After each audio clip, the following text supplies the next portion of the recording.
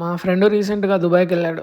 అరే మామ యూట్యూబ్లో ఒక వీడియో పెట్టుకోవాలి, దుబాయ్లో ఏమైనా వీడియో తీసి పంపిరంటే ఈ వీడియో తీసి పంపించాడు. నువ్వు నన్ను అర్థం చేసుకున్నట్టుగా చంద్రికి కూడా అర్థం చేసుకోలేదురా. నువ్వు నా ఫ్రెండ్ విరా. సరేలే, ఎలానో యూట్యూబ్ మానిటైజేషన్ కోసం 4000 అవర్స్ వాచ్ అవర్స్ కావాలి, మనగా వేరే వీడియో దిక్కులేదు, ఏదో ఒకటిలే అని పెట్టేస్తున్నా ఫ్రెండ్స్. నా ఫ్రెండ్ నన్ను దుబాయ్కి రమ్మన్నాడు. నేను దుబాయ్కి వచ్చి ఏం చేయాలి అని అడిగితే అంత దూరం పోయి ఇసుక ఏమనుకుంటాంలే అని పోలా ఫ్రెండ్స్. ఎంతైనా మన ఊళ్ళో ఉన్న స్వేచ్ఛ ఎక్కడా దొరకదండి. ఆ బిల్డింగ్ ఏంద్రా స్వామి ఎంత పెద్ద ఉంది, పొరపాటున ఆ బిల్డింగ్లో లిఫ్ట్ పని చేయకపోలా, పైన ఫ్లోర్లో ఉన్న వాడి పరిస్థితి ఏంటో.